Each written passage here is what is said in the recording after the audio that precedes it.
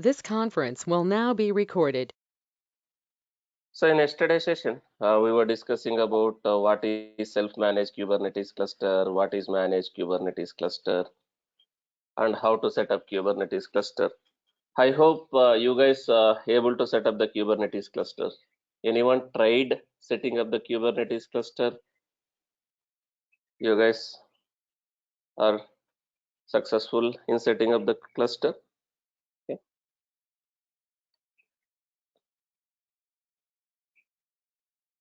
Okay, most of the people done. Good.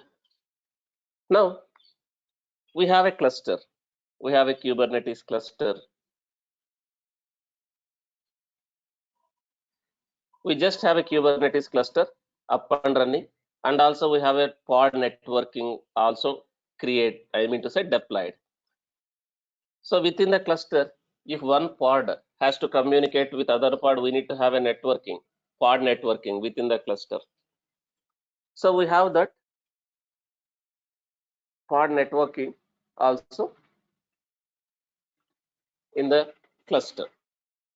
Now, as I already told, I need a kubectl to communicate with API server. As of now, where do I have a kubectl installed and configured? Did I install in the same machine, in this machine, here itself? Otherwise, if required, can I have a one more server, different server also? Only client machine. But as I already told, since the Kubernetes is initialized on the private IP, even though I have this kube config file, let me go to this machine. Let me go to this master machine. Let me SSH to that machine.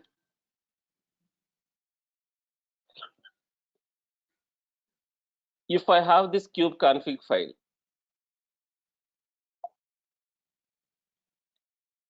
if I have this this config file in my local laptop also, will I able to communicate? Let me take this content in this master. That conf file is part of this location. If I have this complete file, make sure you copied completely, otherwise it won't work. Now, even though I'm having this file in my local laptop, now let me go to my local laptop. This is my local laptop. Let's say I have a I mean to say I have a kubectl installed. Guys, if required, as I already told, will you able to install kubectl in any system, whether it's a Linux, whether it's a Mac, whether it's a Windows also? You can install kubectl. You can install kubectl in Windows or Mac or Linux. Now, I am using MacBook. I already have a kubectl installed. I followed these instructions. I have installed kubectl. If you see, this is my local laptop. So do I have a kubectl here? Sorry, one second. I'm just verifying. Do I have a kubectl in my laptop? Yes. But if I just have a kubectl, does it mean will I able to communicate with my cluster?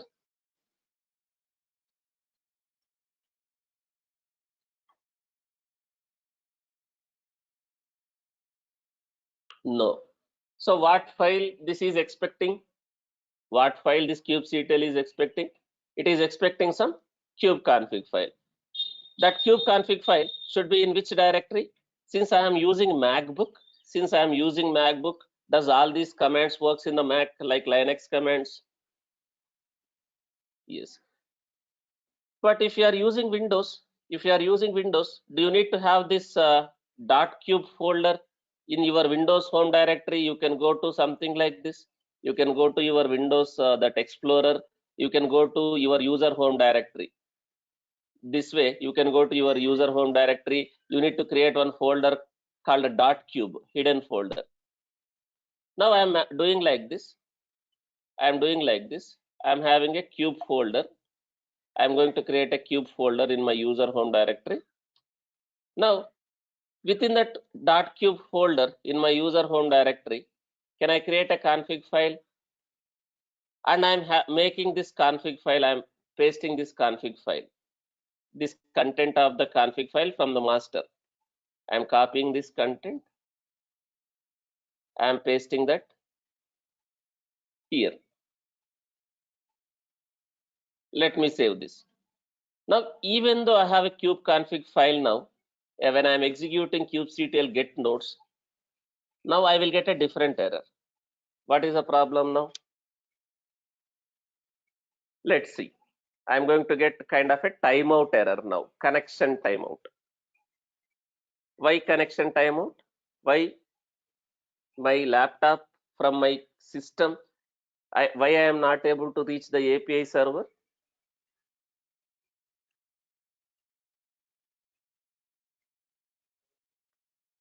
Is it anything to do with Kubernetes concept here?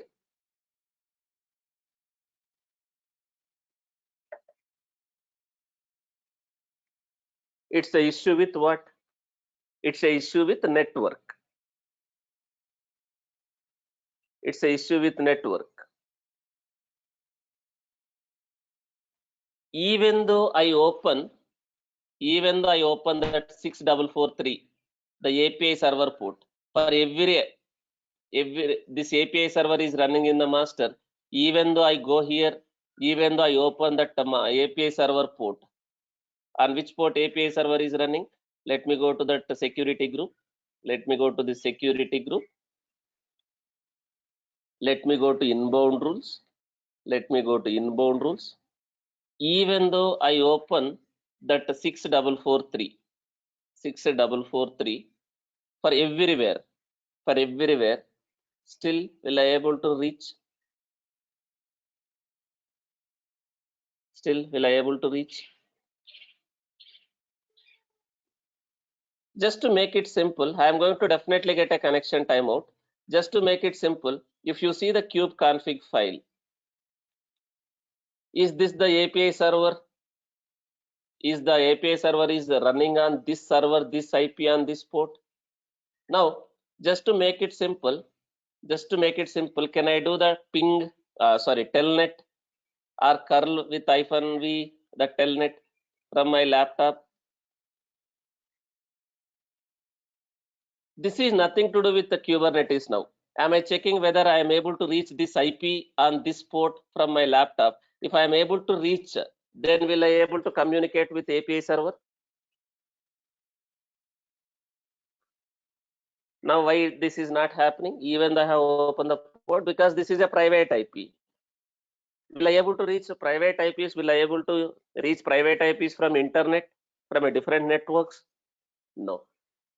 Now, sometimes these type of things you already observed in your office environment. Some applications you will be able to access, or some clusters you will be able to access. If you are in office network, same office laptop you come and connect to you in your home, your home network, it won't work. In that case, are you going to use some concept of VPN? If you have a VPN servers in that network and you connected to VPN from your laptop, then your laptop also will be part of the same network where other servers are running, other clusters are running via VPN. Yes, then you can access. This is nothing to do with Kubernetes. It is networking concept. Do you need to be familiar with networking concepts also as a DevOps engineer, like basic networking concepts, like what is public subnet, what is private subnet, what is VPN, what is NAT, all these things? Yes. Now, but how come I am able to access that cluster from this machine? Because is it part of same cluster? I mean to say same network also, this machine.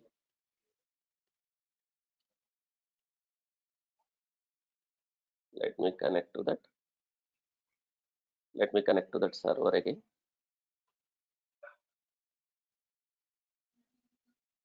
Let me connect to that server, this server.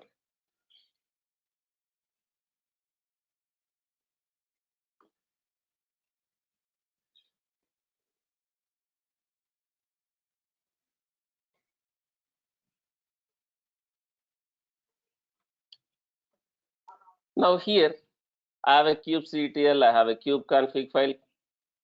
So here, if I am executing kubectl get nodes, am I able to reach that API server? Kind of a same machine only, kind of a same machine only, kind of a same machine. That is again same machine, but I am not in a different machine. 172.31.3.215, on which port that is running API server. Now, am I able to reach? Do we have a network connectivity? Yes. As I already told, not only just network, any request goes to API server, is it going to perform some kind of authentication and authorization before it is processing this request? Is it going to do some kind of authentication and authorization? So where that information is there? As of now, in kubeconfig file, do you have some other sections also here? Cluster information.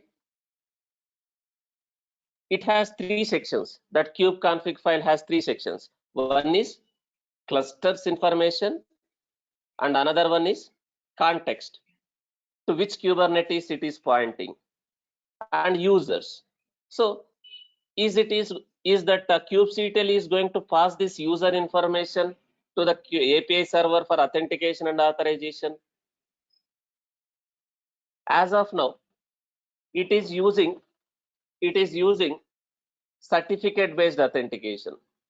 As of now, it is using certificate based authentication, X509 certificates. So these certificates is issued by the Kubernetes itself. These certificates is issued by the Kubernetes itself. So when the client is sending these certificates, does Kubernetes will trust these certificates and allow authentication? It is going to trust these certificates and allow the authentication.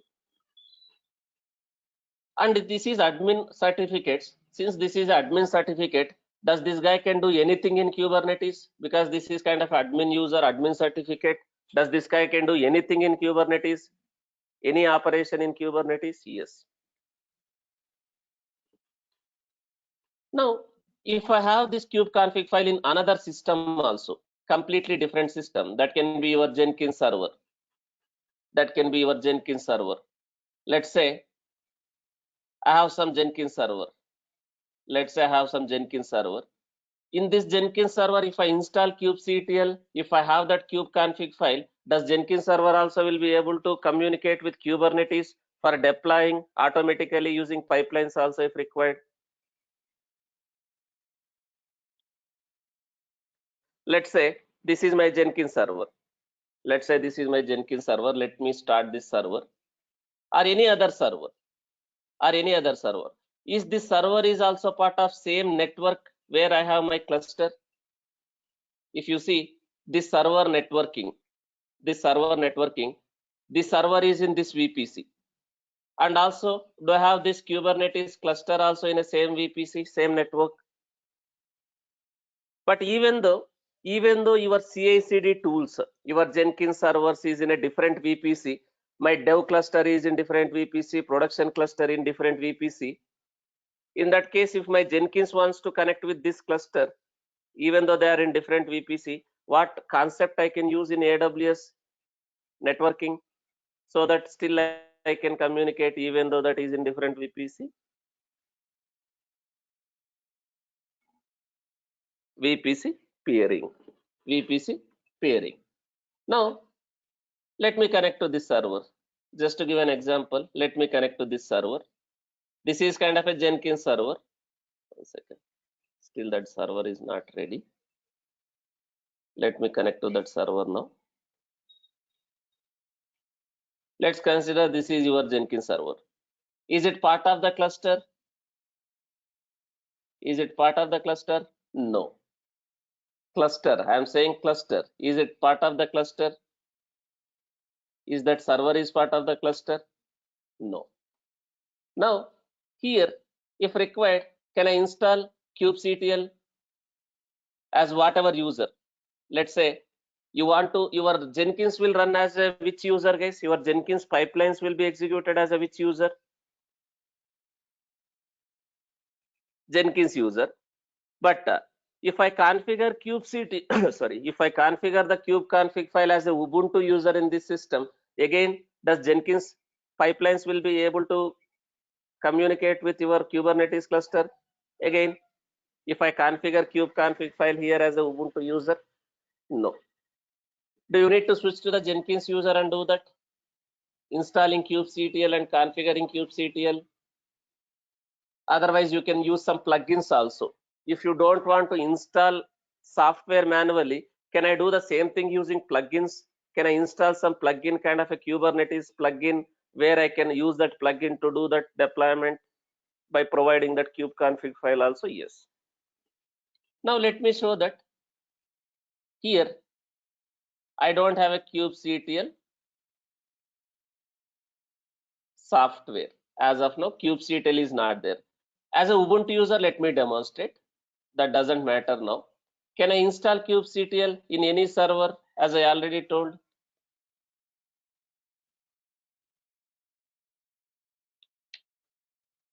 Now can I install kubectl in Linux, Windows, wherever?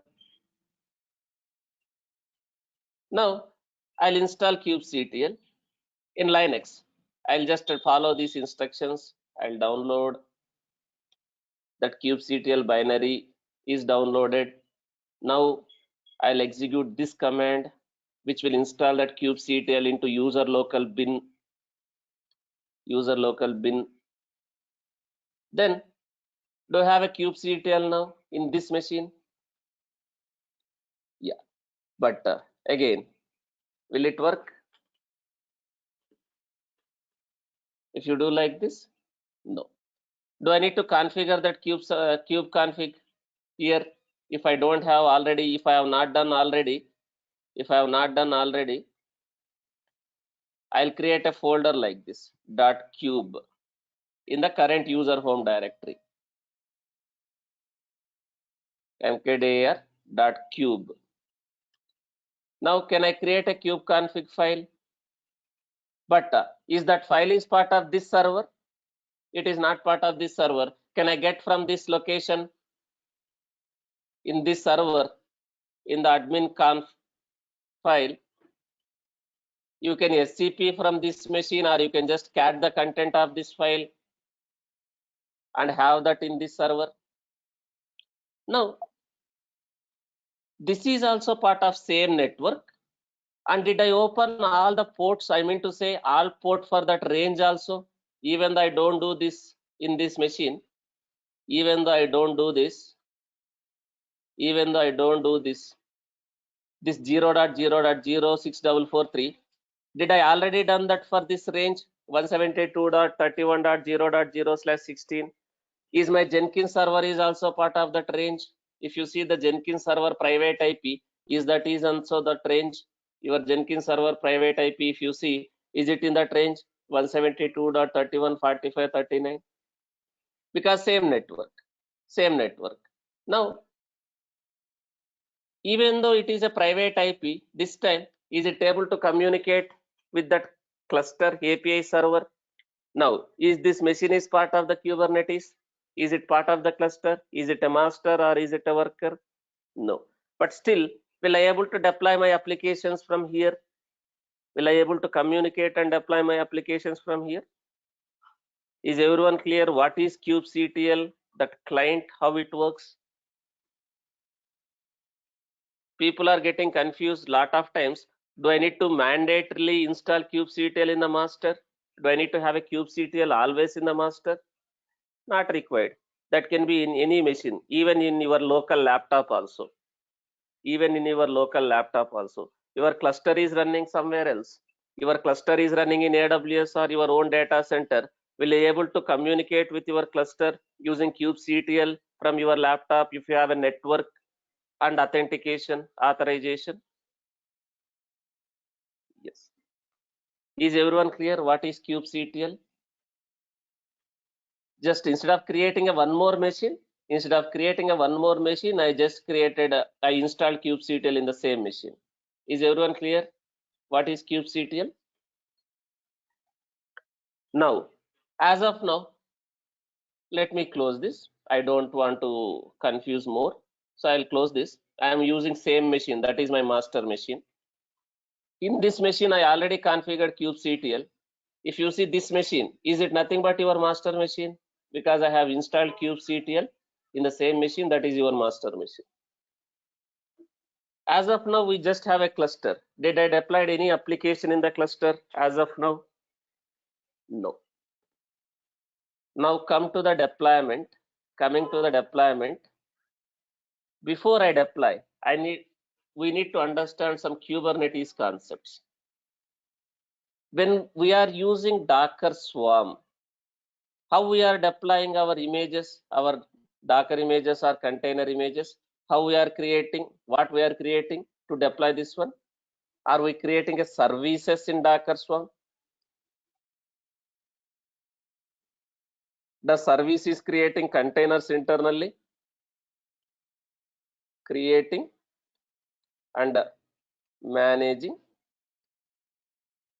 containers. But now in Kubernetes, can I directly deploy this container as is the way we are deploying in the Docker Swarm? No. So in the Docker Swarm, you have a concepts like service. In the Docker Swarm, you have a concept like service, stack, containers, right? In Kubernetes, you have, we call it as a Kubernetes objects or resources or APIs or workloads, all are same. All are same. One second. In Kubernetes, we have a concept called objects, resources, APIs or workloads, all are same. The way we have a container, services, stacks in Docker Swarm, in Kubernetes we have some concepts.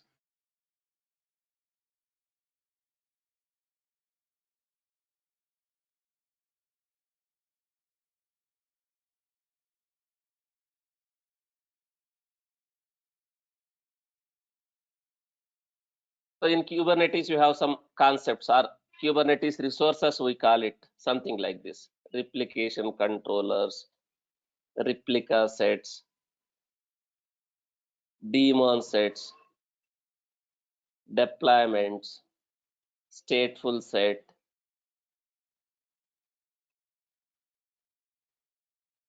The way we have here volumes, right?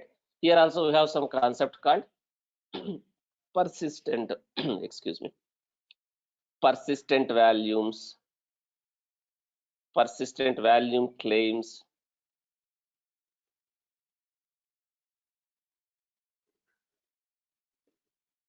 config maps, secrets, storage class. Like this, you have some concepts here. Like this, you have some concepts here. Now, if I want to deploy any application, I mean to say any image, basically application is nothing but your image, container image, right? You are trying to deploy your application as a container. Do you need to make sure you have an image created for that application with required softwares and application code? Yes. So if you want to deploy your application image, that is your Docker image, here as a which Kubernetes resource you want to deploy, what is the smallest building block or basic unit of scheduling in Kubernetes? What is the small object or small resource which you can create in Kubernetes is pod. Pod. Will I able to directly create and manage the containers in Kubernetes? No. So even though I want to create a containers and manage the containers, that container has to be wrapped it under what? That container has to be created or wrapped it under what? With the help of pod. With the help of pod. So we have some concepts here. Pod. This is the smallest building block or basic unit of scheduling. Before I explain this pod, let me explain one more important concept called a namespace. Namespace. Don't get confused this namespace with Linux namespace, whatever I was explaining. Whatever I was explaining in the Docker, right? I was saying containers will be using namespaces and C groups concept in the Linux kernel, that namespace is different. This Kubernetes namespace is different. What is this namespace, right? It's this Kubernetes namespace is a logical grouping of your Kubernetes cluster. Let's say multiple teams are using same Kubernetes cluster. I want to segregate, I want to isolate one team Kubernetes related resources like pods, deployment services from other team Kubernetes resources like other team pods, deployment services, and all these things I want to isolate from other teams. I don't want to mess up in the same cluster. Multiple teams are using the same Kubernetes cluster. Multiple projects or multiple microservices are deployed in the same Kubernetes cluster. Do I need some kind of a logical isolation of one application or one team Kubernetes resources with another application or another team Kubernetes resources?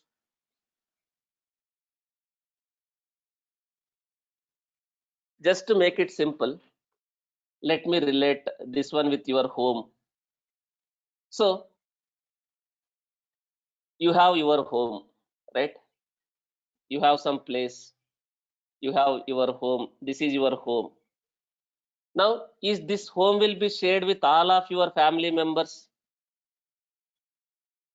like your brother, sister, parents? Now, I need some kind of a isolation or security. I need some kind of isolation or security or privacy, whatever you call it. Now, can I break this home into logical pieces like multiple rooms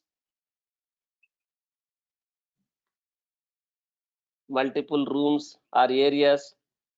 This is your home. Let's say the underlying infrastructure is same. The underlying infrastructure is same, which means this is your home. Within this home, your home is shared with multiple people.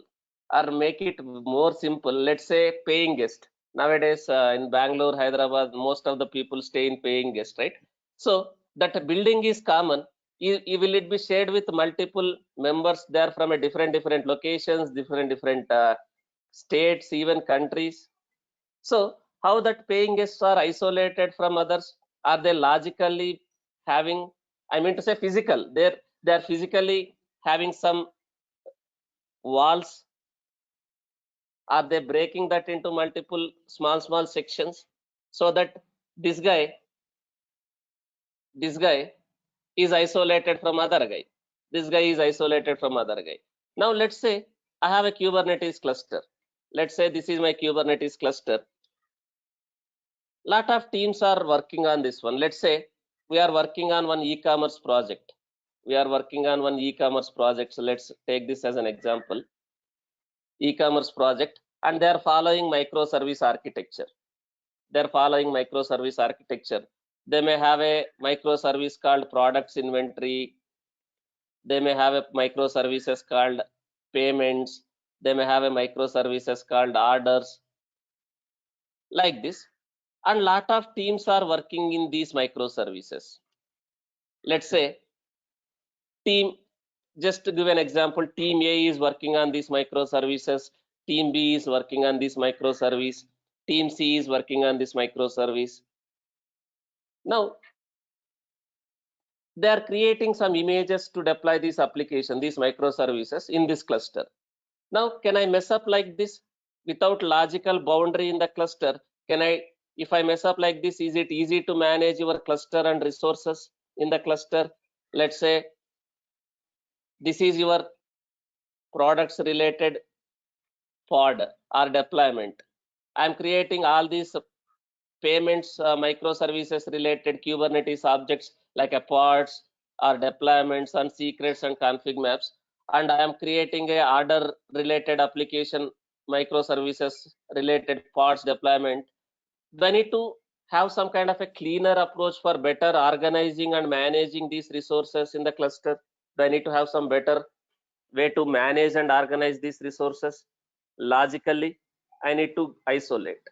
So to logically break this virtual, this Kubernetes clusters, Can I use a concept of namespace in my Kubernetes to logically break this Kubernetes cluster? Can I use a concept of namespaces here? Kubernetes namespace? Yes. Before I deploy any application, I can create a namespaces. If you see by default how many namespaces we have, nodes is different, nodes are different, namespaces is different. Node is nothing but what? Node is nothing but what? Node is nothing but your server, the hardware, the server. Now, namespace is different. NS in the short form, full form, namespaces. Namespaces. By default, how many namespaces are there already in this cluster? Kind of a logical boundaries. Logical boundaries. By default, already we have 4 namespaces. 4 namespaces. Now, if you see kubectl get all, what is the meaning of all here? All the Kubernetes resources. Can I call these things as a Kubernetes resources like pods, services, deployments, daemon sets, stateful sets? Now, I'm trying to get all the Kubernetes resources. By default, it is pointing to which namespace? This kubectl is pointing to that cluster. Within that cluster, which namespace by default it will point? By default, it will point to this namespace. By default, it will point to that namespace. As of now, do I have any Kubernetes resources like a pods, deployments, daemon set, stateful set, other than this only one service in that namespace? No. Now, if you see, if I say something like this, kubectl get all -n, what is this -n stands for in the short form? Or I can say full name like this, -, namespace, like this also I can give, -namespace, or in the short form -n. If you see, do we already have some Kubernetes API, I mean to say resources or objects created already in this namespace? In this kube system namespace, do I already have some pods? Do I already have some service? Do I already have some daemon sets, deployments, replica sets like this? These Kubernetes resources or objects. We already have something in this kube system namespace. So if you observe, what are these things? Is this objects or Kubernetes resources is belongs to Kubernetes system itself? Do you have Kubernetes system related pods like a API server pod, kubeproxy pod, scheduler pod, core DNS pod? Do I have a deployment to manage that core DNS pod? Do I have a daemon sets to manage this ViewNet pods, kubeproxy pods? So do we have already few Kubernetes resources or objects created in this namespace? So this namespace is used for what purpose? They have already logically segregated these objects from other Kubernetes resources. So this is related to Kubernetes system itself. Is it recommended to deploy our own application pods or deployments or services in this namespace, in the kube system namespace? Is it recommended to deploy our own application pods, deployments, services, daemon sets in this namespace? No. This is for isolation. Does they already isolated Kubernetes system related components into separate namespace?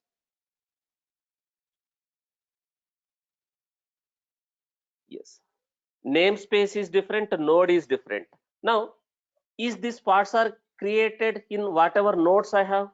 Even though these are running in created in this namespace, does all these parts are running in these names, these nodes, whatever nodes I have in this cluster?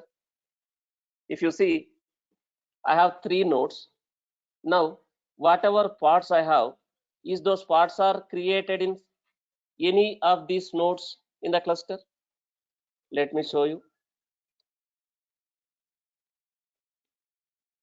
If you see, these are the nodes I have in this cluster. These are the parts created in that namespace. Is that parts are created in those nodes like some parts are in 215, some parts are in 101, some parts are in 70. Is those pods are running in those nodes? For all the namespaces, does the underlying nodes will be common? I mean to say, does all the namespaces will share the same nodes which is part of the cluster? Nodes is common, the servers is common, but within those servers, is it logically, it's a logical grouping.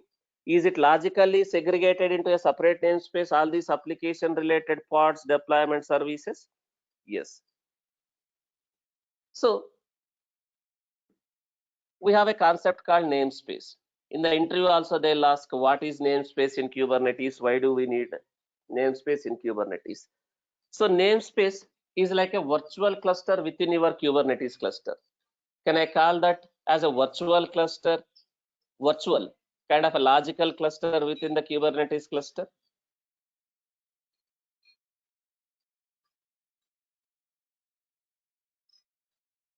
So this namespace is called as a virtual cluster within the Kubernetes cluster. So we have a namespace concept first. As I already explained first here itself, in Kubernetes, we have a lot of Kubernetes objects or resources.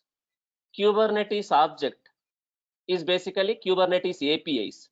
Can I call pod is also an API? Can I call deployment is also an API or object or resource or service? So this Kubernetes object is nothing but one API. Kubernetes objects are persisted entities in the Kubernetes system. Does Kubernetes will use these objects or APIs to represent the state of your cluster? Does Kubernetes will use these objects or entities basically to represent the state of your cluster? Does all these things make a cluster?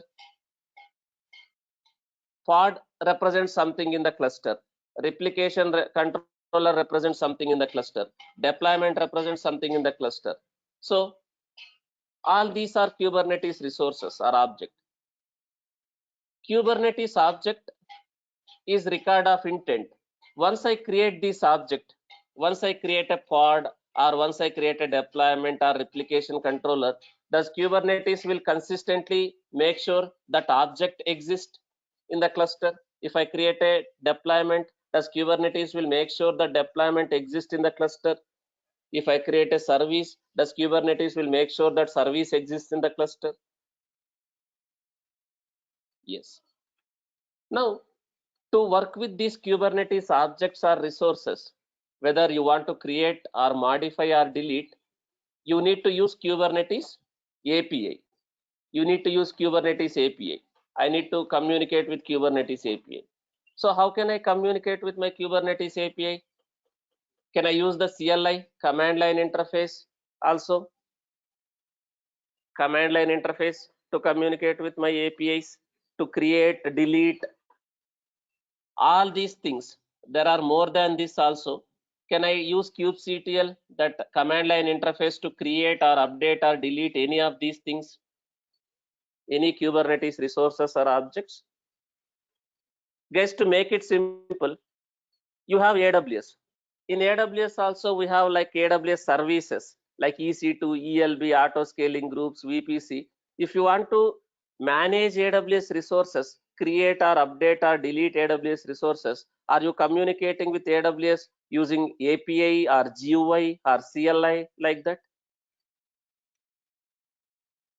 Similarly, in my Kubernetes, I have these APIs, these objects. If I want to create or update or modify or delete these objects, do I need to communicate with API, Kubernetes API? How can I communicate with that API? Can I use CLI, command line interface like kubectl? Not only CLI, can I write some Python code or Java code also? By invoking the APIs, whatever is exposed by Kubernetes, can I programmatically also create and update or delete the pods or deployments, all these objects programmatically also by writing a Python code or Java code also like that? Yes, but that is not required.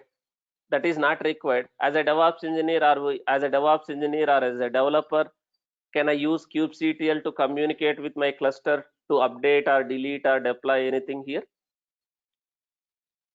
Yes. As I already told yesterday itself, even though I am executing a commands like this, in the background, this -v kind of a verbose, this -v kind of a verbose, it will show what is happening in the background. If you see, this verbose starts from till 1, 2, like till 8. Now, if you see, it is printing some logs. If you see, is it making some kind of a API call in the background, even though I am executing a command? Even though I'm executing a command in the background, is it making some API calls? Is it making one REST API call to this? Is it making some REST API call to this?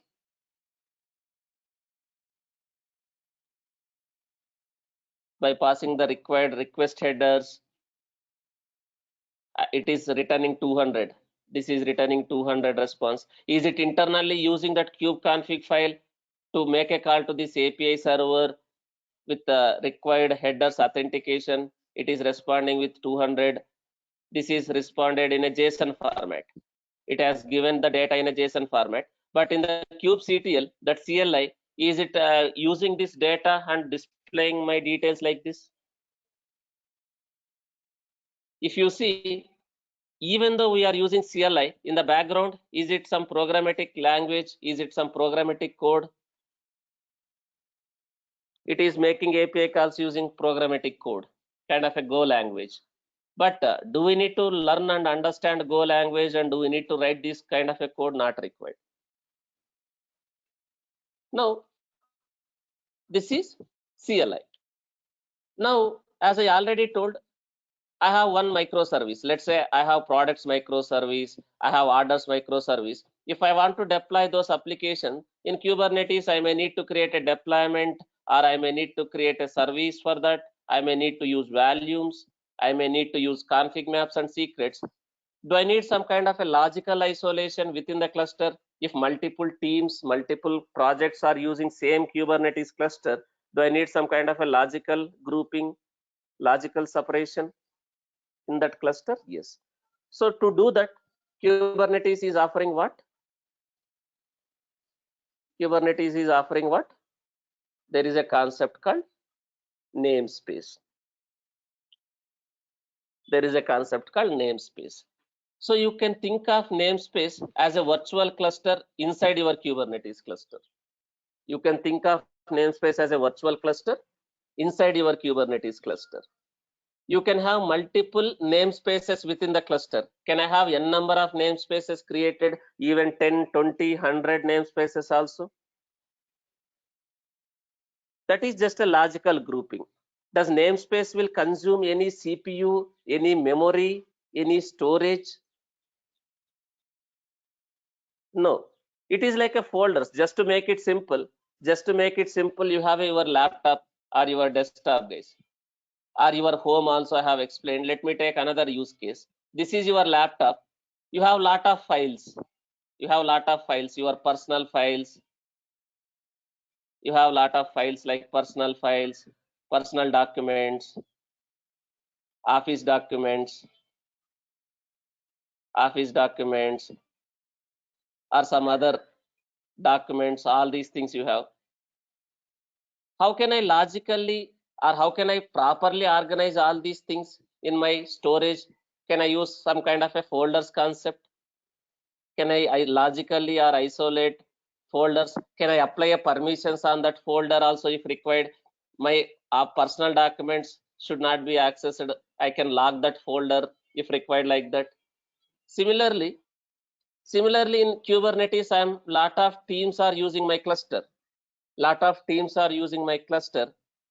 I want to isolate one team or one application Kubernetes resources from another application Kubernetes resources.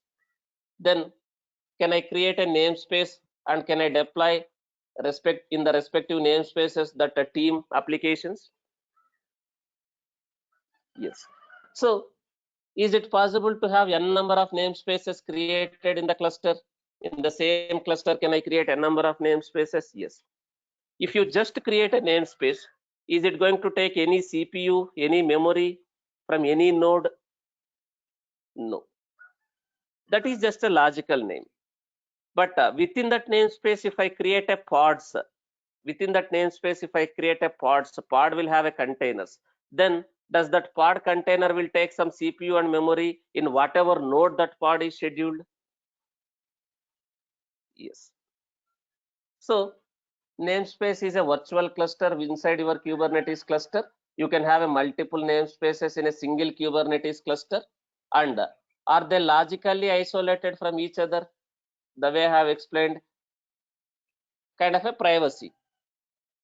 What you do in your home, in your room, let's say you are sharing your home with your siblings. Whatever you do in your home, in your room, your private room, does your sibling who is staying next to that your room in a separate room will be able to understand what you are doing within your within your area? No, right? So similarly, I can use this namespace concept. Similarly, I can use this namespace concept to logically isolate others. So does this namespace will help you and your teams to organize, secure, and even performance? Does this namespace will help you and your teams to organize your applications in the Kubernetes? And also, can I apply a security at a namespace level? Namespace level, something like this, guys. Same concept. Guys, if you want to understand any concept, you no need to be very good in technical. If you think logically, general use cases also you can understand. Let's say I already have a namespace. Can I apply a security to this namespace, which means no one can enter this namespace except that respective team members? Except that respective team members, only the objects in this namespace can access. The objects in this namespace can access only by the team who is supposed to use this namespace. Does other team who is working in a different application, different namespace, can I restrict them to create, update, delete the Kubernetes objects in this namespace? Can I apply a security at a namespace level? Just to make it simple, if you lock your personal bedroom, does your cousin, your sibling will be able to enter your bedroom, your private room? No, right? Only you are eligible. Similarly, if I have a namespaces created, now I am going to deploy my applications, that microservices related parts in this namespace. The team who is working in that namespace only will they able to create, update, delete these objects in that namespace. Can I manage the security at namespace level in the cluster? Yes. Now other team, if they try to get also, can I restrict for other team members, other projects to restrict? They don't want to create, update, delete anything here. I can apply a security. So does this namespaces will help me to organize my applications, my cluster more efficiently? Does this namespace will help me to organize the applications or teams more efficiently? I can apply the security. Even performance also. What do you mean by performance? If this cluster is common for everyone, if the cluster is common for all these namespaces, now is your cluster resources is common. Cluster resources in the sense the CPU, memory, storage, all these things are common for all the namespaces in that cluster.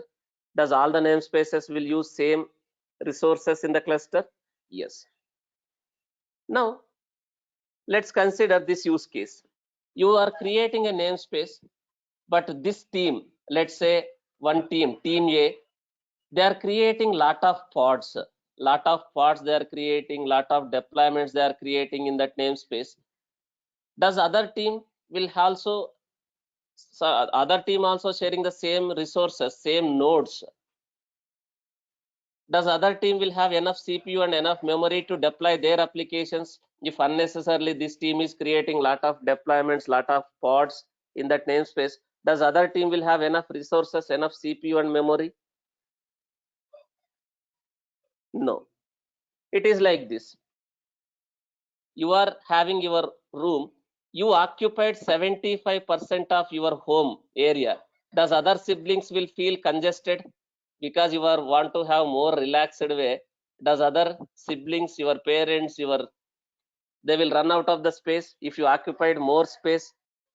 I need more very big room. If you say, does others will feel congested? They will run out of the space.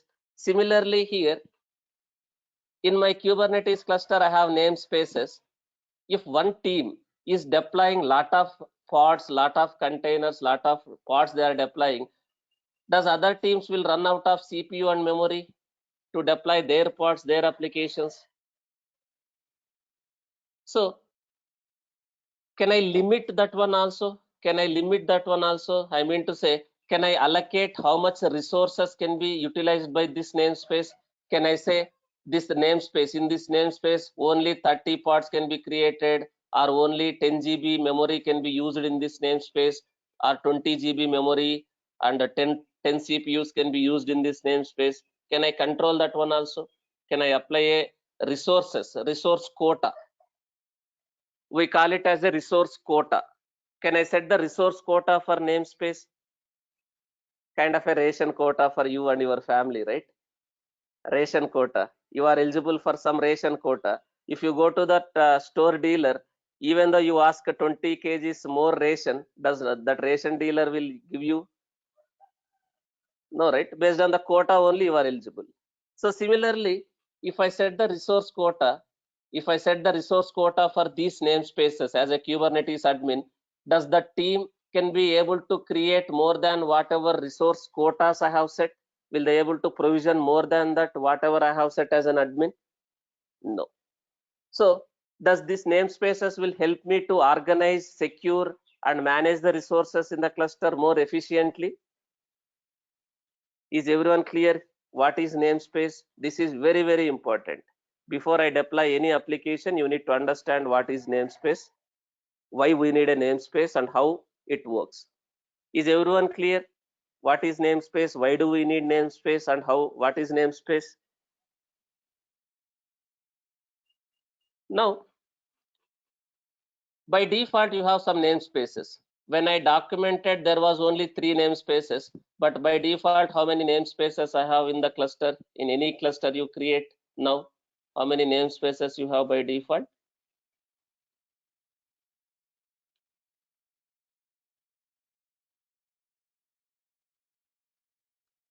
4 namespaces.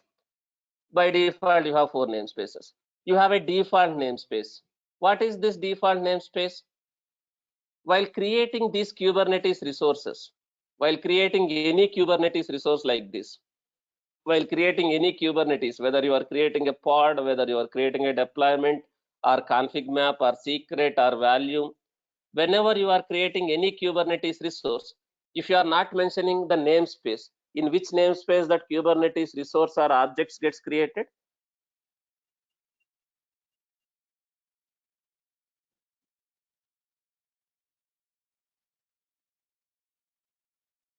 In the default namespace. Is this namespaces will change based on the Kubernetes cluster which you are creating? Srinivas is asking. No. Now, in my local laptop also yesterday, I created one Minikube cluster. There also I have same namespaces. Now, I already have one more Kubernetes cluster, that is EKS cluster. I was demonstrating EKS to the morning batch, morning 6 o'clock batch. I have a EKS cluster.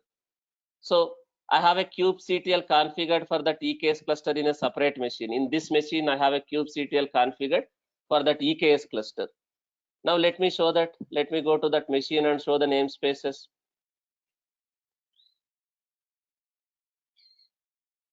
Whatever machine I am connecting, in that machine I configured a kubectl for EKS cluster. For morning batch, I was demonstrating EKS. I am demonstrating EKS. I was explaining EKS for morning batch. Now if you see, I have a kube config file for the EKS cluster.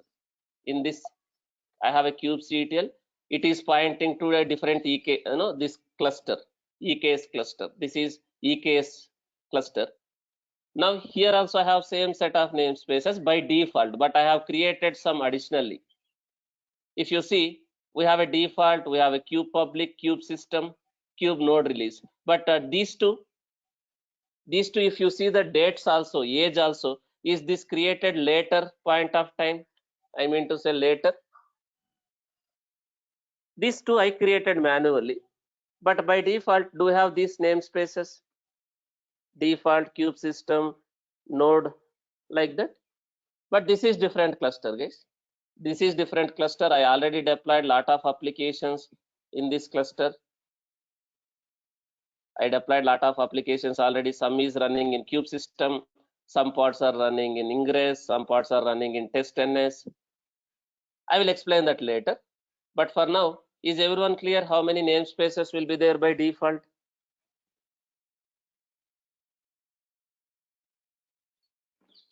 Now, while creating any Kubernetes resource, like pod, replica, set, service, volume, anything, if you don't mention namespace, in which namespace that Kubernetes resource or objects get created? That is created in the default namespace. That is created in the default namespace. So default is the for deployments that have not given any namespace. So kube system, you have one more namespace called kube system. So what is this? This kube system is for all the things relating to Kubernetes system. Whatever is related to that Kubernetes system itself, that API server, scheduler, etcd, kube proxy, vnet, is all those things are created and managed in that kube system namespace.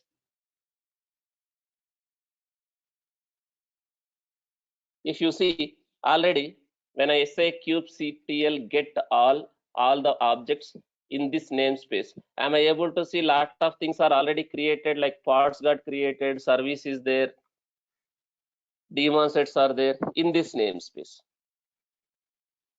This is for Kubernetes system. So any deployments to this namespace will play a dangerous game. Is it recommended to deploy your own applications, other things, your own application related pods, deployments in this namespace? No. Now we have a kube system. It is readable by everyone. This is readable by everyone. Everyone will have access. The name itself is saying public. There is no restrictions on this one. Everyone can access. We are not going to deploy in kube public and this kube node release also.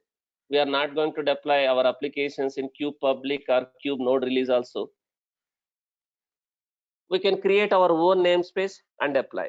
But again, in actual application, are you going to deploy all your applications in this default namespace again? No. You are not going to deploy in default namespace. If required, can I create a namespace? Can I create a namespace and then create my applications related Kubernetes objects in that namespace? Yes. So that is about namespace. So namespaces are used for isolation. Due to Corona, everyone is familiar with isolation now. Even I went for isolation last year. In last year, to 2021 May, I was also went for isolation. So this namespaces also,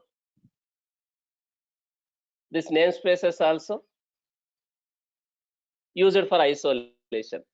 So we can use these namespaces for isolating in a couple of ways.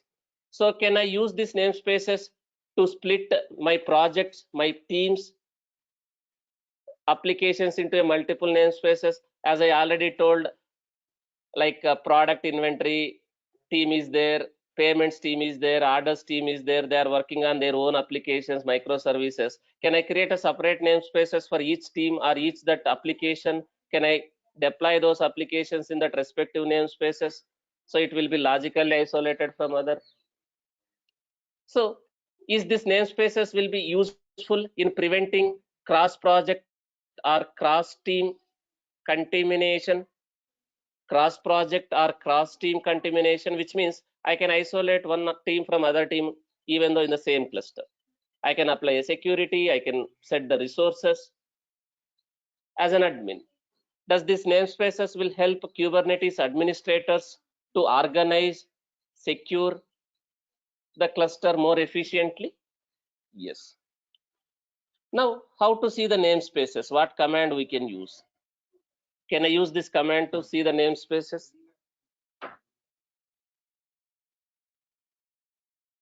Yes. Now, if I want to create a namespace, can I do that using command like this?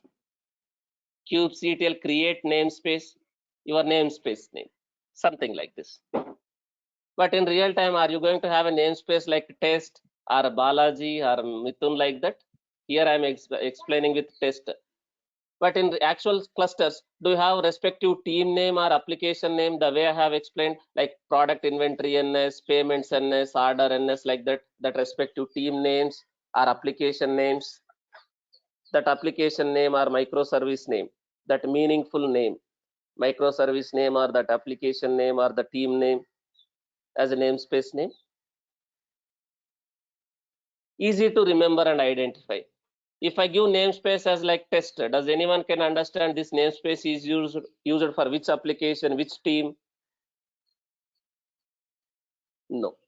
Some meaningful name we will give.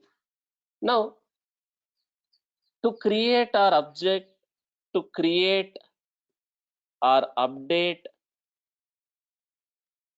or delete any Kubernetes resource or object, to create or update or delete any Kubernetes resource or object. Even this namespace also, can I call it as one Kubernetes resource or object? Yes. So to create any Kubernetes resource or object, we can use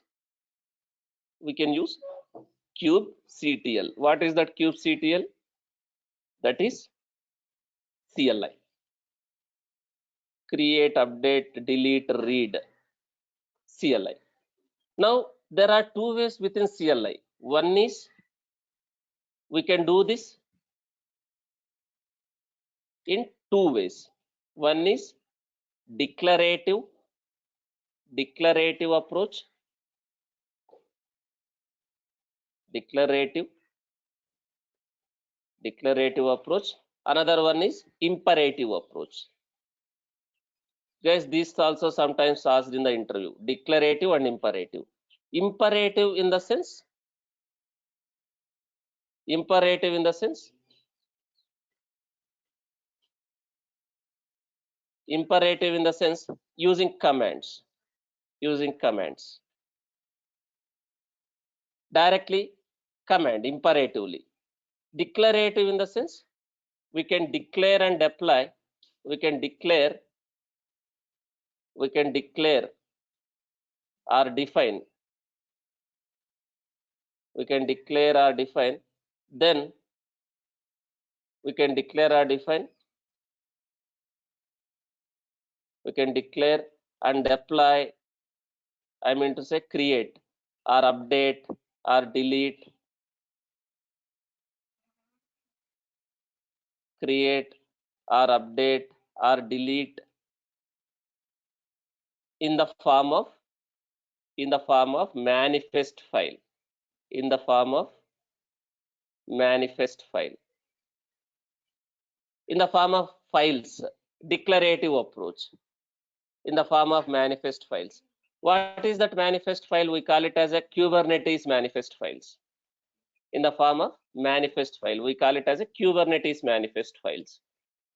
So that manifest files we will return in the form of which one? This manifest files we will write in the form of which one? In the form of YAML. Now, I am not talking about administration as of now. Srinivas is asking, as a normal user, will I able to create namespace, delete namespace? That I will come to later. That is administration part. As of now, as I already told, this kubectl is it configured with root certificate, root user certificates, root credentials? Since he is a root credential, since we are using root credential, am I able to do anything in the Kubernetes? Kind of admin. He is an admin for Kubernetes. Am I able to do anything? Because that is a root user, right? I'm using root user credentials, that admin conf file. Did I use that admin conf file as a kubeconfig file here? So since he is an admin conf file, am I able to do anything or everything here in this cluster using that kubectl? Again, Mamata is saying no. Since admin, I am using admin certificates. Since that admin is able to do anything in this Kubernetes cluster, yes. But how to do that authentication and authorization? There is a separate concept called RBAC. Today only I was covering RBAC. At the end of the doc Kubernetes, almost this RBAC will come to picture when I will explain this RBAC. Once you are familiar with all the concepts, without familiar with what is this, what is this, what is this, if I directly explain RBAC, you will not understand. So this RBAC is basically role-based access control. This I will explain at the last. Almost after 20 classes, you will get this RBAC concept. I will explain this RBAC at last. Like a IAM in AWS. In IAM, in AWS, do you have a concept of IAM to manage access to the AWS resources? Using IAM, are you controlling who can do what in AWS? Similarly, do I have some concept in Kubernetes for defining who can do what within my Kubernetes cluster? In Kubernetes cluster, also, there is a concept called authentication and authorization that I can control using RBAC, role-based access control in Kubernetes. That I will explain later. For now, don't worry all these things. Okay. Now, as I told, to create any object like a namespace, deployment, pod, service, anything, I can communicate using CLI with API server. There are two ways we can do. One is imperative, another one is declarative. What is the meaning of imperative? Can I call this as an imperative command? Can I call this as an imperative command? kubectl create namespace, the test. Now, instead of doing this imperative way, can I do it in a declarative way by defining that what type of object I want to create in the form of YML, Kubernetes manifest file, YML. Sometimes in the interview, they are asking this question also. Does Kubernetes supports JSON files also? Instead of YML files, does Kubernetes supports JSON files also? Yes. But 99.9999% we are going to use which files to define the Kubernetes resources? YML files. Okay. Now, if it is a declarative, it is in the form of YML. You have something like this. YML kind metadata spec. So this specification will vary based on what kind of Kubernetes resource you are creating. Suppose I don't want to do this way. Imperatively, I don't want to create a namespace like this. I don't want to create a namespace like this. kubectl create namespace. I'm just giving namespace like this. Test-ns. Just a naming standard. I am using -ns. What is -ns stands for? Namespace. It is not mandatory, but a kind of a naming conventions. I can create like this also, or like this also, that naming convention. Now, is this the namespace name now? Test-ns will be the namespace name now. Yes. If I don't want to do this way, can I do it in a declarative way in the form of YML? Now, in the YML, you have these attributes, these root attributes: API version, kind, metadata, spec. Kind, what kind of object you want to create? Can I call all these things as a Kubernetes objects or resources or APIs? Kubernetes has lot of APIs. You can execute this command, kubectl API resources. Can I call all these as Kubernetes API resources or objects or workloads? Whatever I see here, all these things are Kubernetes I can see those resources, API resources, by executing this command, kubectl API resources. All these things are API resources. To create any of these API resources or objects, can I use declarative or imperative? Yes. But which one will be widely used, imperative or declarative? Declarative in the form of YML. Now, if I see kubectl API resources, I can see all the API resources. Can I see one API resource called namespace? The kind. Kind is what? What kind of resource is this? Kind. Under kind, I can see namespace. Now, if I want to create a namespace, can I say kind as that namespace? In this manifest file, if I want to create that namespace, can I say kind as namespace? Something like this. Guys, if I do something like this, do you think it will work? N small, something like this? No, it is exactly like this. N capital space S small. You see here, kind namespace. Even though if I give like this, if I give like this, do you think will it work? S capital. Will I get error? Will I get a error saying that invalid object or resource?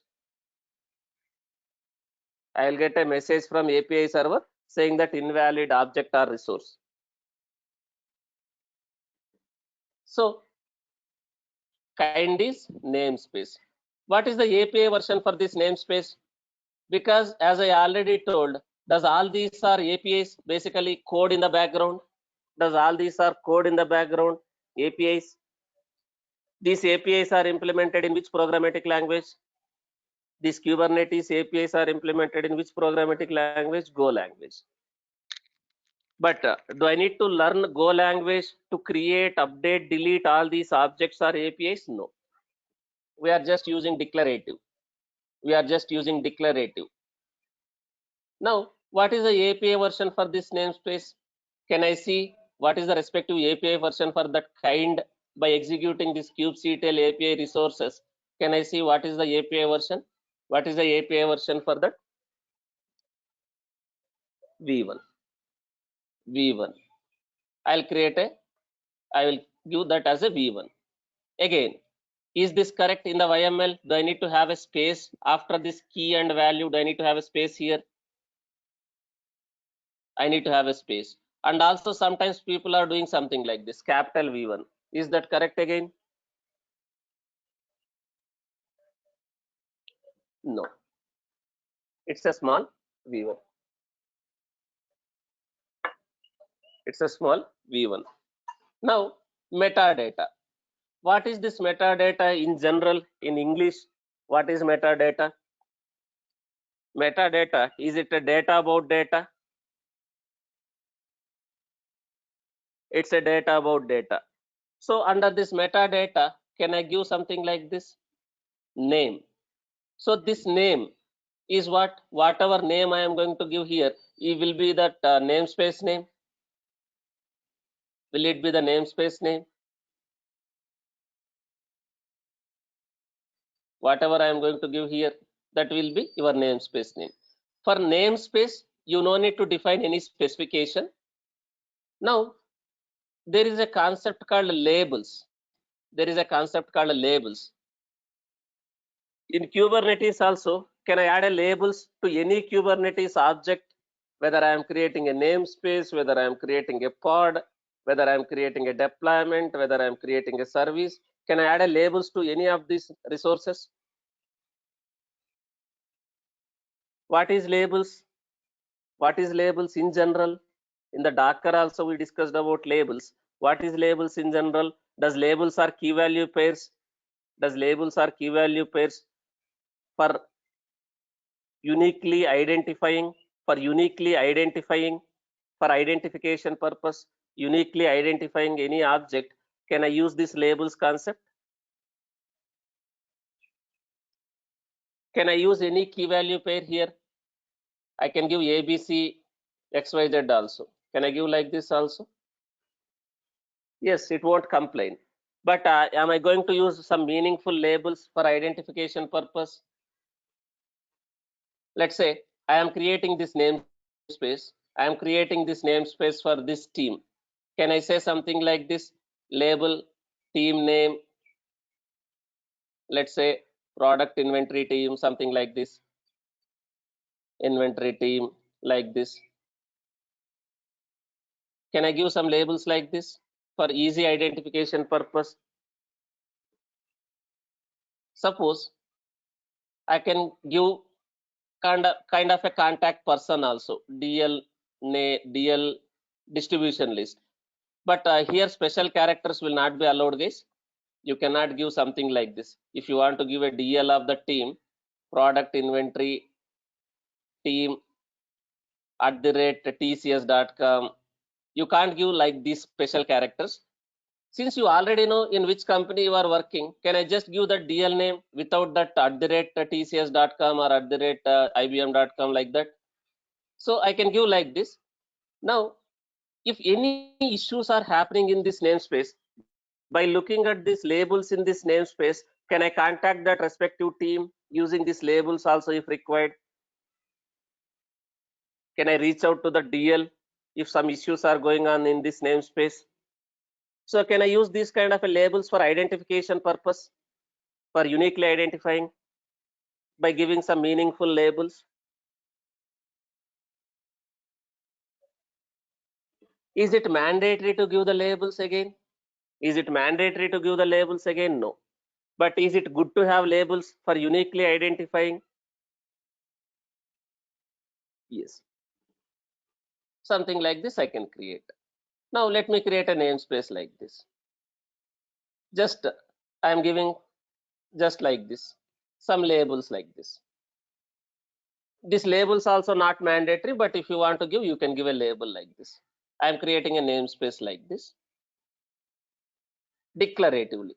Now, if I have this YML, does it mean this will be automatically applied and created if I just create a YML? If I just create a YML, do you think it will be automatically created? No. So do I need to use that YML using kubectl commands? I can use kubectl create or apply that file name. So we have something like this: kubectl create, kubectl update, kubectl delete, like this. Kubectl update, kubectl create, kubectl delete, something like this. Kubectl apply is also there. This is also very, very important question. Sometimes in the interview they are asking, what is the difference between kubectl apply and create? Kubectl create. You can easily guess, guys. You no need to be expert in the any technology or tool. You can understand what is the difference between create and apply. So if I use create, will it just create whatever has been defined in this manifest? Is it going to create this object, whatever I am defining in that manifest? Is it going to create that object in the cluster? If I do something like this, if I say something like this, kubectl create, now this is the resource I have defined. Does namespace will be created? But if with this name already there is a namespace, is it going to throw error saying that the resource already exists with that name? If that is already there, yes. If it is not there, is it going to create? Yes. Now it is there, but I want to update. Maybe I want to update the labels. I want to add one more label. So if it is already there, I want to update. Can I use create command? If it is already there and I want to update, can I use create command to update? Will it work? Now in that case, what command I need to use? If it is already there, I want to update. Can I go with this update command? Can I go with this update command if I want to update? I am trying to execute this update, but that is not there. Will it throw error? I'm trying to execute update command, but this object is not there. Is it going to throw error again? Yes. So this is to create, this is to update. But what is this apply? Is this apply is a combination of create and update? It's kind of a create or update. Create or update. So if I use kubectl apply, if that is not there, is it internally going to create? If I am using kubectl apply, if that object is not there, is it going to create that object in the cluster? Is it going to create that resource in the cluster? Yes. But if it is already there, if it is already there and there are some changes in this file, in this specification there are changes, is it going to update? If it is already there and there are some changes, is it going to update? If it is not there, it is going to create. If it is there, if there are no changes, will I say message saying that configured? I mean to say there are no updates. If there are no changes in this manifest and actual object, I will say something like no changes kind of a message. Already object is there, but there are some changes in this declaration. Is it going to do the update? Is it going to update? Yes. So is it like a create or update? Is this kubectl apply is like a create or update? If it is not there, it will create. If it is already there, if there are any changes, it will get update. Is everyone clear? What is this kubectl create or apply? So that's why most of the cases, whenever you are working, which one you will see, guys? Are you going to see most of the cases this one only, apply only, instead of using create separately or update separately? Most of the cases, do you see apply only like this? Yes. So we can create a namespace like this. Now I will explain the resource quota later. Now I am just creating a namespace, but I have not defined any resource quota for this namespace. Then is there any limit for the number of pods I can deploy in this namespace, number of CPUs, number of memory I can use for applications in this namespace if I don't create a resource quota for now? No. If required, can I define a resource quota also? Maybe I will explain that later, because here itself, if I explain, you will get lot of errors. Your deployments may fail, but because you are not aware about what is that resource quota, Kubernetes will not allow you to deploy more than what you are setting the resource, but you will have a problem troubleshooting because you are completely new to Kubernetes. But in the real time, are you going to define the resource quota while creating a namespace itself? How many pods, how much CPU, how much memory you want to set for that namespace? There is a concept called resource quota. This is also very, very important in the interview perspective also. Not only interview perspective, for working perspective also. Sometimes in the interview, they're asking this question, what is resource quota? Guys, if an interviewer is clever, he will not ask any question straightforward. He will not ask any question straightforward. If the interviewer who is taking the interview is clever guy, he will not ask any question straightforward like this. What is resource quota? What he will not ask, because they know the mentality of the people. They are hard coding this. They're like a by hearting this interview question. They will go to the Google and they will by heart this question, or we are also sharing the interview questions. You are only by hearting that question and answer for that question. But logically, you don't know. Logically, you don't know what is that resource quota, but he will explain. But for what purpose I can use that resource quota? What I am trying to solve the problem? What type of problem I am solving using resource quota? You don't know, but you know the answer. Will that helpful in a working environment? If you know the answer, but what purpose, what use case it will solve? So if the interviewer is more clever, he will not ask a straightforward questions. He will not ask straightforward questions like this. Some guys actually they don't know first of all what is Kubernetes. I too faced that interviews long back. I was giving the interview. The interviewer is going to Google Kubernetes interview questions because that guy also don't know Kubernetes. He was going to Kubernetes interview questions like this. This happened to me in one of the interview. Like he was asking by looking at that Google. That time, even though you don't know Kubernetes, you also went to the same blog what interviewer is asking. Even though you are asked, went through the same page what interviewer is looking, that guy also don't know, you also don't know, you will get a job. But will you able to manage once you go into that actual job? So don't focus only on the interview perspective. Don't focus only on the interview perspective. You can crack the job. You can crack the job if you sit in front of the system and only focus what is Docker interview questions, Kubernetes interview questions without learning also. If I spend 30 days in front of the system by reading all the interview questions of Linux, AWS, Docker, Kubernetes without learning and practicing, you can crack the job. If you are good at communication, you are very good at explaining, you can crack the job. But surviving is difficult. Surviving is difficult. If you don't survive also, you will not have that happiness of the job. You got a job, but you will not have a smile in your face if you don't survive, right? So understand the concept. That's why I'm saying understand the concept. Don't by heart, don't learn stepwise anything. Step one, do this, step two, do this. I can do in any order. If you know the concept, I can come in a reverse way. If you know the concept, instead of doing whatever I supposed to do in step 1, I can do in step 10 also. If you have that way of learning, it will be easy, guys. Now they may not ask directly like this. They will explain, I am sharing my Kubernetes cluster with lot of teams.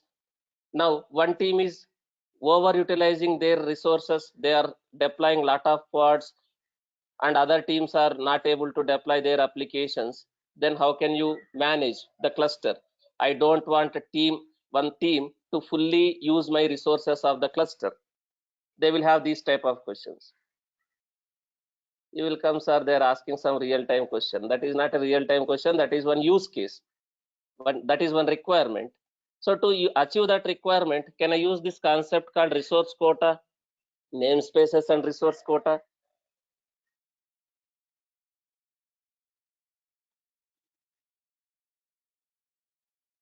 So interviewer may come differently.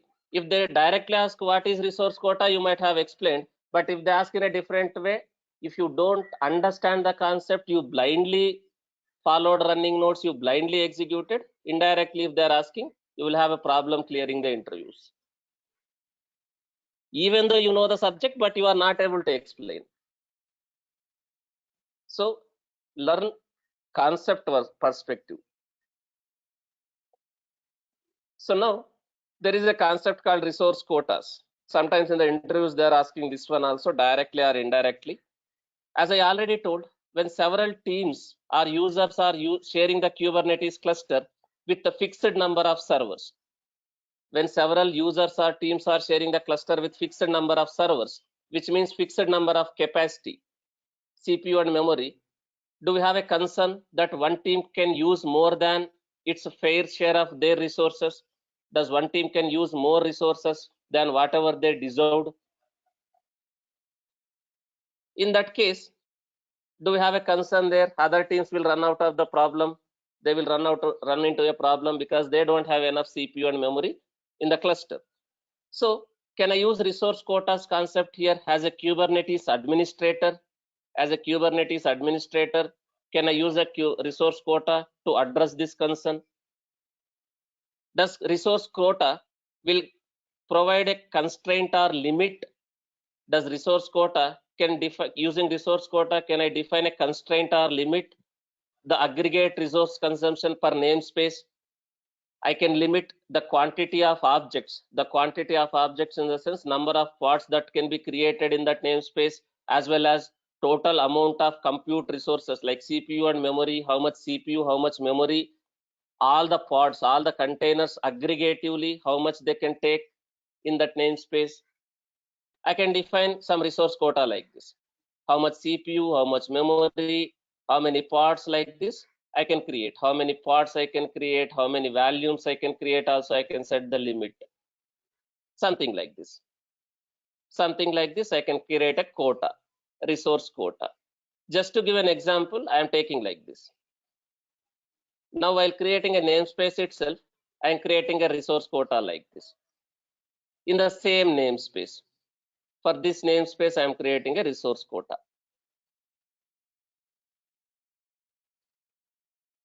Now, if you see here, I don't have this much CPU first of all in my cluster. I am just giving something like this. Now, if I say number of pods as 1, will I able to create more than one pod in this namespace now because of this resource quota? No.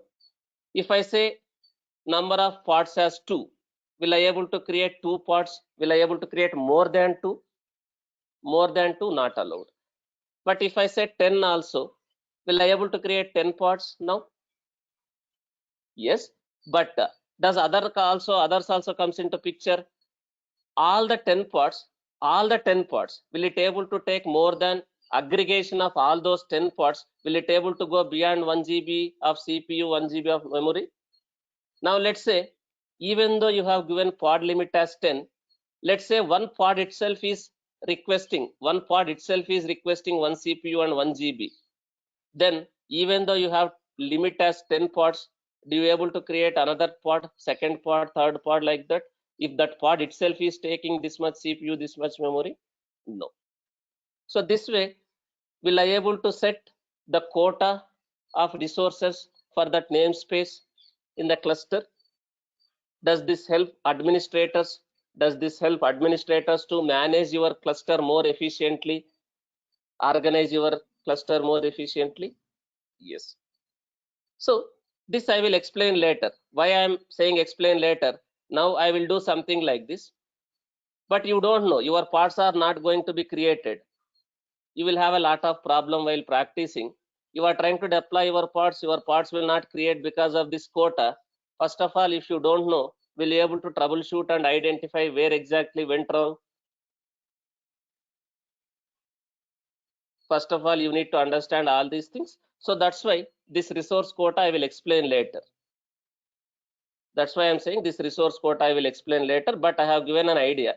But in actual clusters, while creating a namespace itself, are you going to set resource quota? Are you going to work with the team?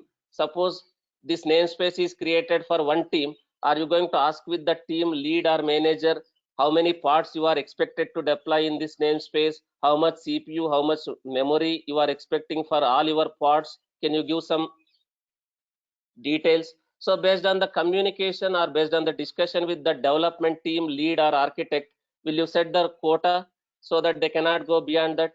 You will sit with the developer lead or architect, you will set up the quota, then they cannot go beyond that.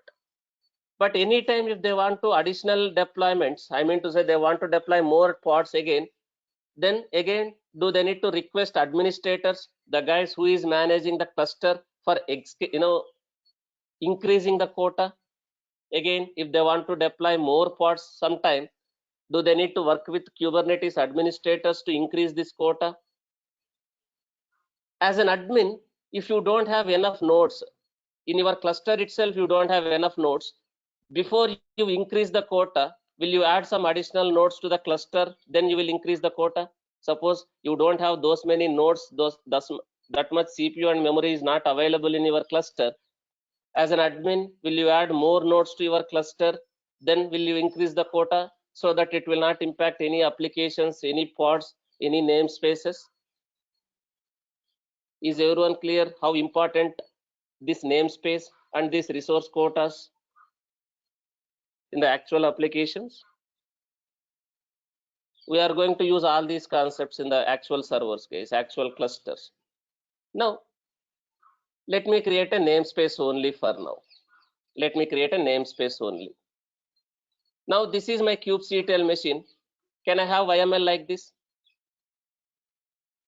Guys, whatever I am doing manually, if I have these YMLs in my version control system, If I have these YMLs in the version control system like SCM, using Jenkins also, will I able to create all these Kubernetes resources automatically using pipelines again?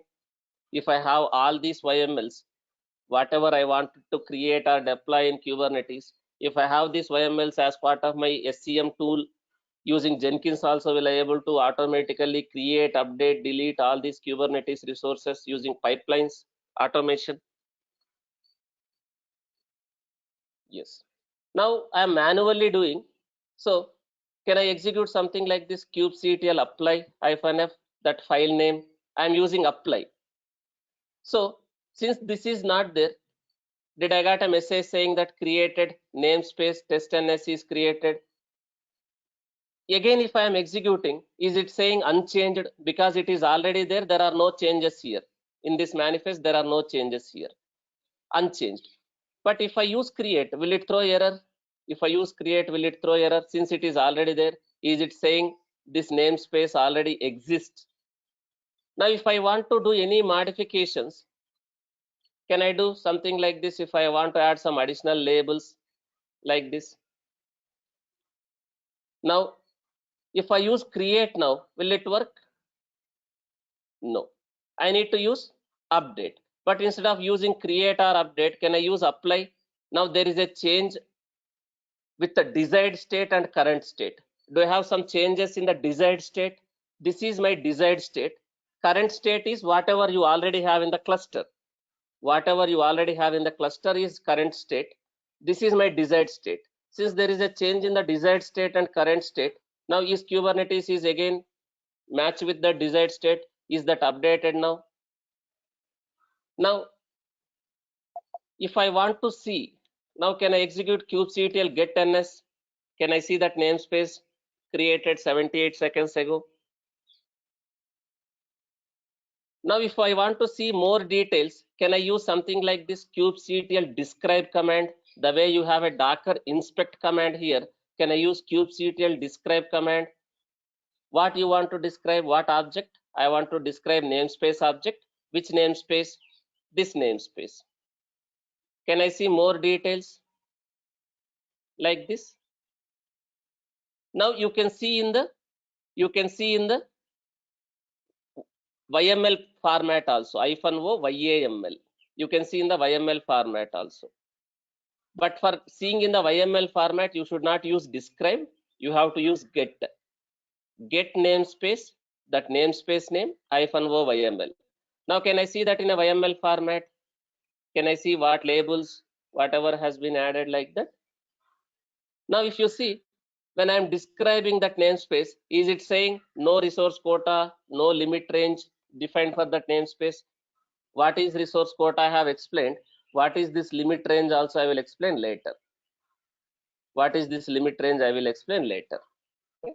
For now, there is no resource quota, there is no limit range. Now if required, as of now, do I have any applications deployed in that namespace?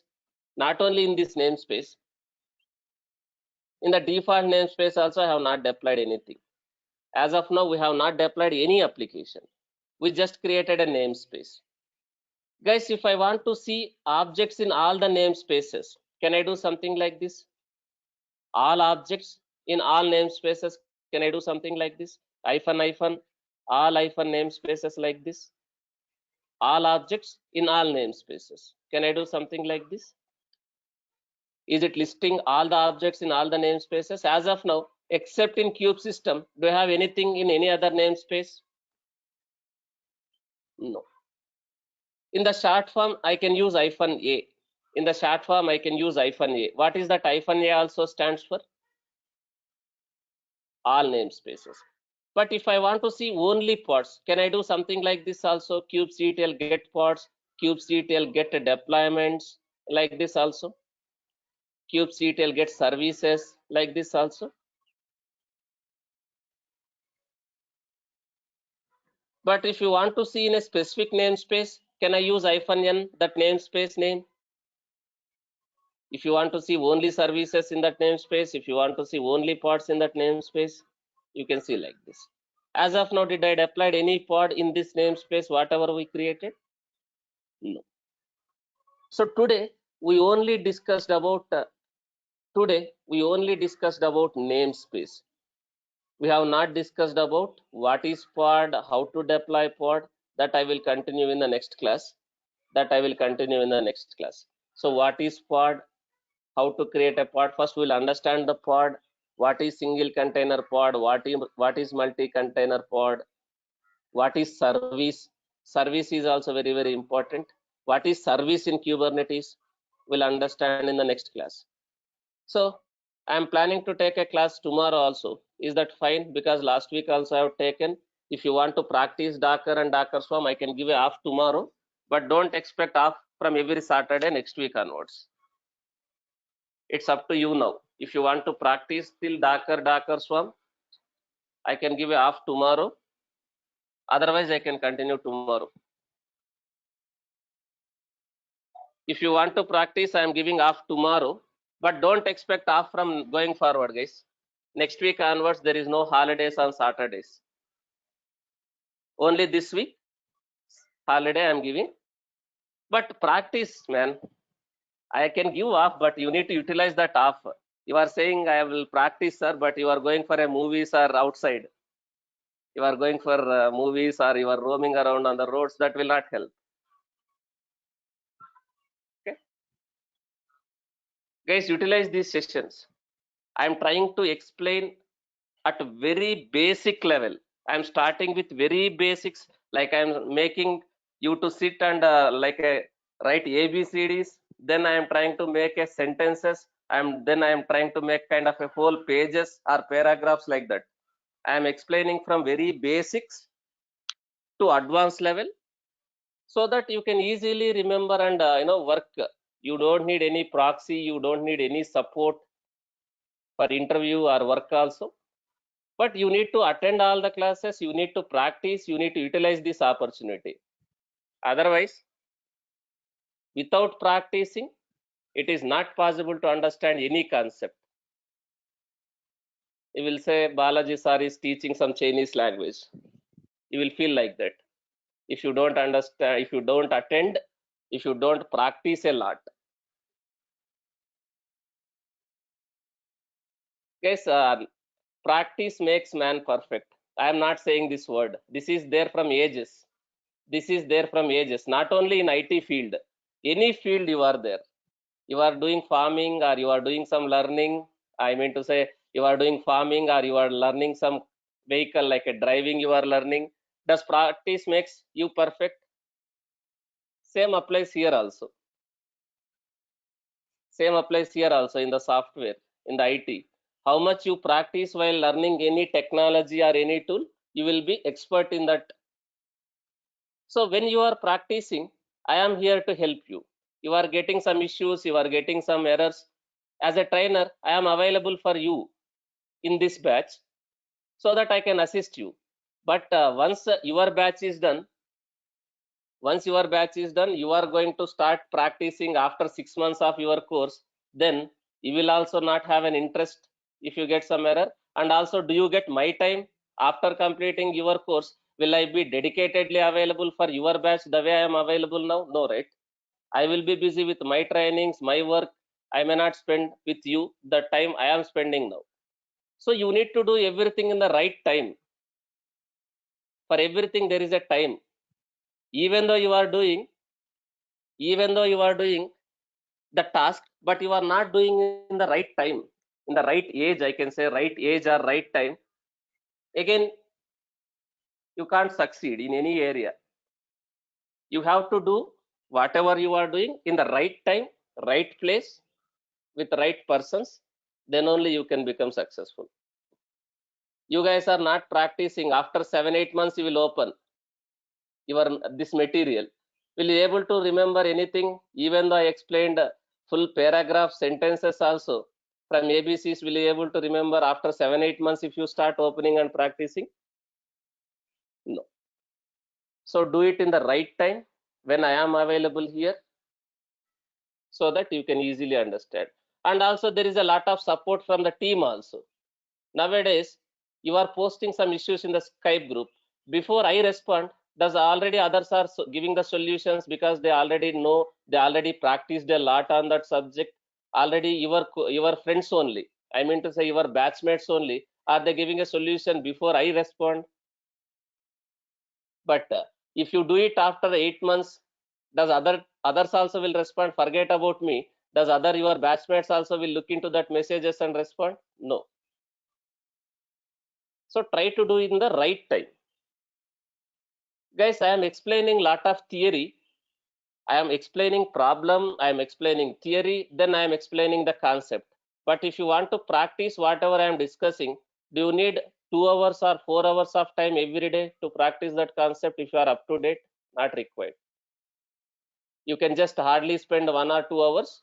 But if you want to do multiple times, you need to spend some time. So recordings are available, material is available. Spend at least minimum, if you are working employee, spend minimum 2 hours for practicing.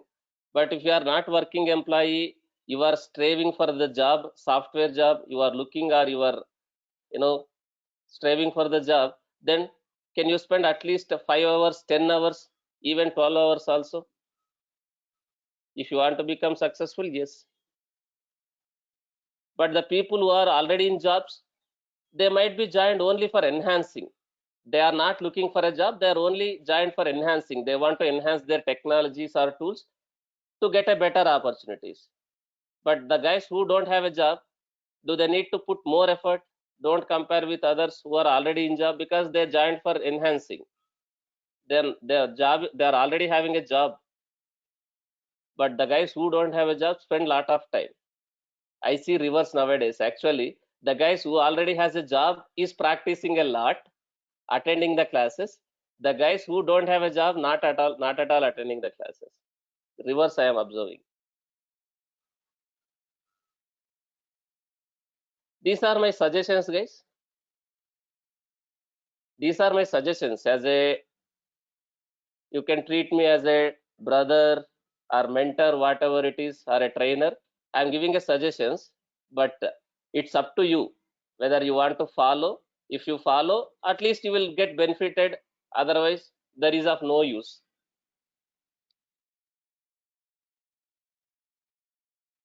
Thank you, guys. That's it for today. Lot of Bodha also, lot of Bhagavad Gita also not good for everyone. Have a great weekend. Come back with full energy. From Monday, we'll start discussing about actual Kubernetes. Okay. Thank you. We'll see you on Monday.